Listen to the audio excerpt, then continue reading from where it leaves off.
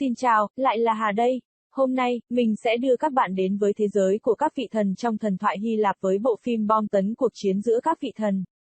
Nội dung phim xoay quanh người anh hùng Perseus, một á thần cùng góp sức với những người anh hùng ở Argos để giết thủy quái Kraken và thách thức các vị thần trên đỉnh Olympus. Xa xưa, những người khổng lồ vĩ đại cai trị trái đất. Triều đại của họ kết thúc bởi các con trai của họ Zeus, Poseidon và Hades.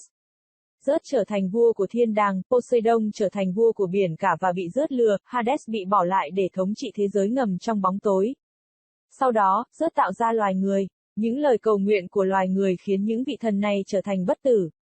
Nhưng nhân loại không chấp nhận thờ phụng các vị thần nữa. Giữa tất cả những điều này, một đứa trẻ đã được sinh ra, người đã được định sẵn để thay đổi tiến trình lịch sử. Một ngư dân già tên Spyros khi thả lưới đã vớt được một cái hòm. Khi mở ra, ông thấy một đứa bé, chính là Perseus và một người phụ nữ xinh đẹp đã chết. Đứa bé vẫn sống, ông quyết định nuôi nó. 12 năm sau, Perseus đã lớn thành một thanh niên.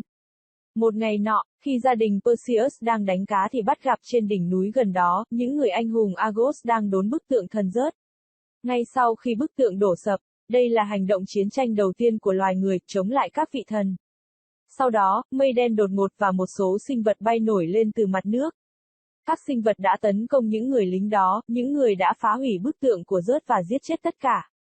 Perseus đã ở trên thuyền, nhìn thấy tất cả những điều đó. Sau khi giết tất cả những người lính, các sinh vật hợp nhất thành một người đàn ông. Đó là Hades, vua của thế giới ngầm. Sức mạnh của Hades khiến con thuyền của gia đình Perseus lật úp xuống biển và chỉ còn mình Perseus. Sau đó, Perseus được những người anh hùng sống sót đưa về Argos. Tại đây, vua và hoàng hậu mở tiệc ăn mừng thách thức thành công các vị thần. Hoàng hậu ra sức phỉ báng các vị thần trên đỉnh Olympus. Nữ hoàng, sau đó tuyên bố con người không cần sự phù hộ của thần linh nữa. Bà khoe khoang về việc con gái mình xinh đẹp đến mức ngay cả nữ thần sắc đẹp Aphrodite cũng không thể sánh bằng.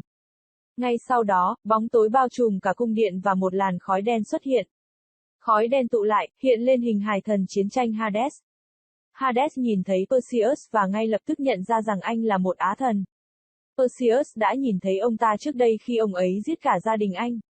Anh ta chọn một thanh kiếm và ngay khi anh ta chuẩn bị chạy về phía Hades, một người phụ nữ đã ngăn anh ta lại bằng cách nói rằng đó không phải là thời điểm thích hợp. Chính người phụ nữ đã đặt tên cho anh ta là Perseus. Hades đến gần nhà vua và hoàng hậu yêu cầu họ quỳ xuống. Hades trừng phạt hoàng hậu, biến bà thành một mụ già rồi chết ngay tức khắc. Vì nữ hoàng chế giễu các vị thần bằng cách nói rằng con gái mình xinh đẹp hơn chính nữ thần, Hades tuyên bố rằng ông sẽ giải phóng quái vật của mình, Kraken, và phá hủy toàn bộ thành phố.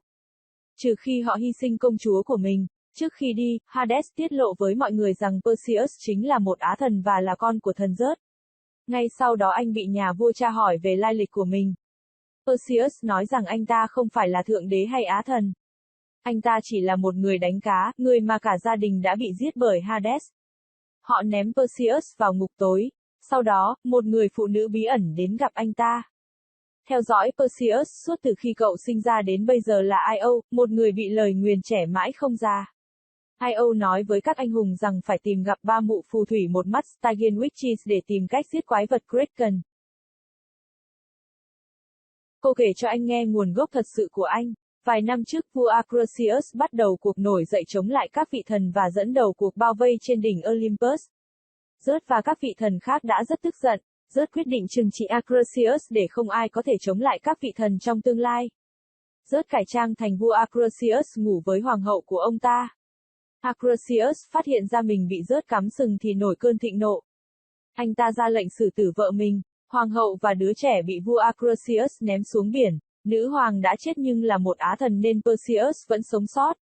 Io sau đó nói với Perseus rằng anh ta phải giết quái vật Kraken.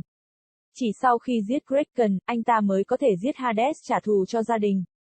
Ở phía bên kia, Hades tiếp cận với vua Acrosius. Acrosius phỉ báng thần Zeus và đã bị Zeus đánh sét để trừng phạt. Hades nói với Acrosius rằng thằng con hoang của vợ ông với Zeus vẫn còn sống.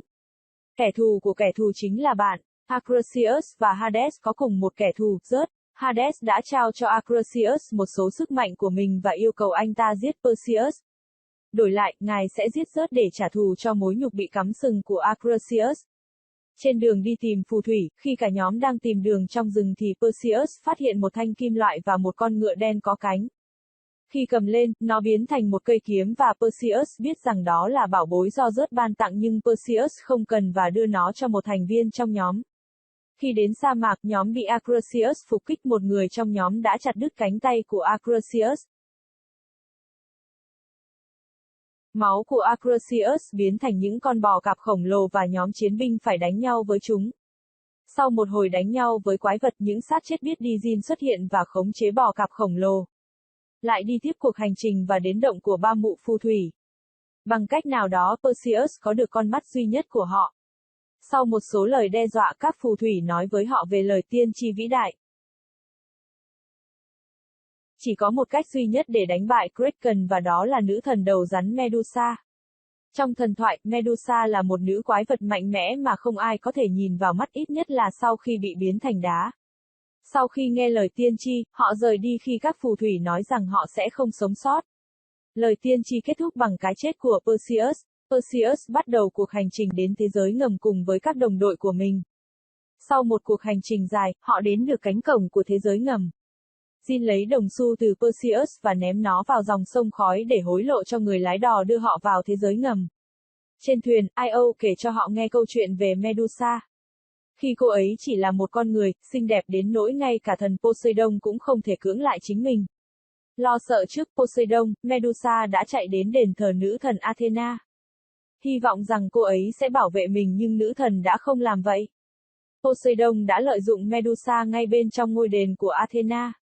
Và Athena đã nguyền rủa Medusa, một cái nhìn vào Medusa sẽ biến bất kỳ sinh vật sống nào thành đá.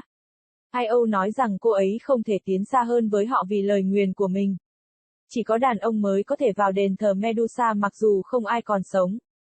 Họ đã đến được cổng của ngôi đền Medusa, tất cả đều vào ngoại trừ Io. Medusa xuất hiện và tấn công mọi người, một người lính nhìn nhầm vào mắt cô và biến thành tượng đá ngay lập tức. Medusa bắt đầu giết từng người một. Khi Jin tấn công Medusa và nhìn thẳng vào mắt cô, anh ta không hề hóa đá. Anh ấy đã tự sát cùng với Medusa, nhưng cô ấy không chết. Draco tấn công cô bằng một tảng đá hình mũi tên. Medusa tức giận đối mặt với Draco và hét lên trên khuôn mặt của anh ta. Draco biết mình sẽ chết, vì vậy anh nhìn vào mắt cô và mỉm cười khi hóa đá. Perseus nhặt thanh kiếm của mình lên và thay vì nhìn thấy trực tiếp Medusa, anh ta nhìn thấy cô ấy thoáng qua chiếc khiên của mình và chỉ với một cú vùng kiếm anh đã cắt được đầu cô. Cơ thể của Medusa rơi xuống trong lửa. Perseus là người duy nhất còn sống. Anh đi tìm Io thì thấy Acrisius đâm cô từ phía sau. Anh chiến đấu với giết chết Acrisius. Perseus ôm Io đang hấp hối trong vòng tay của mình khi cô ấy biến thành ánh sáng rực rỡ và biến mất. Ngày giải phóng quái vật Kraken đã đến, người dân thành phố nổi dậy và tiến vào cung điện với ý định dâng công chúa cho quái vật. Người ta bế công chúa và trói nàng lên tháp cao. Kraken bắt đầu tàn phá thành phố. Olympus đã rung động với hành động đó. Đây là hành động tiết lộ rằng chỉ có các vị thần trên đỉnh Olympus mới cần đến lời cầu nguyện của nhân loại. Mặt khác, Hades lại nuôi dưỡng sự sợ hãi của nhân loại. Hades đã lừa dối tin rằng việc giải phóng Kraken sẽ mang lại cho anh ta những lời cầu nguyện của nhân loại nhưng thay vào đó, nó lại mang đến sự sợ hãi. Nếu không có lời cầu nguyện của nhân loại, Zeus đã suy yếu và Hades trở nên mạnh mẽ hơn bao giờ hết. Perseus đến Argos trên một con ngựa bay với đầu của Medusa và nhìn thấy Kraken. Khi anh ta bay về phía nó, Hades đã đến, biến thành những sinh vật bay và lấy chiếc túi có đầu Medusa từ Perseus. Kraken lộ nguyên hình, một con quái vật khổng lồ. Kraken đang phá hủy thành phố trong khi Perseus đang truy đuổi các sinh vật bay để lấy lại đầu của Medusa. Kraken đã đến để đòi công chúa Andromeda. Ngay khi Kraken chuẩn bị giết công chúa, Perseus đến giơ cao đầu Medusa hướng về phía Kraken. Người hầu của Hades cố gắng giết Perseus từ phía sau nhưng vua của Argos đã ngăn anh ta lại. Kraken bị đóng băng và bắt đầu biến thành đá. Kraken rơi xuống biển sau khi vỡ thành nhiều mảnh, công chúa Andromeda cũng rơi xuống biển. Hades đến và nói với Perseus rằng anh ta không thể giết hắn vì hắn là một vị thần. Perseus nâng kiếm của mình lên, triệu hồi tia sét của Zeus và đánh Hades với sức mạnh vô cùng lớn.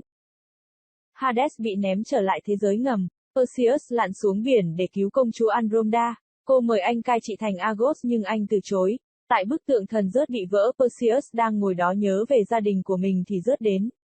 Rớt cảm ơn anh ấy vì đã cứu Olympus, ông muốn anh đi cùng ông lên Olympus để làm thần nhưng anh không đồng ý, ông đã hồi sinh Io để tặng cho Perseus như một món quà.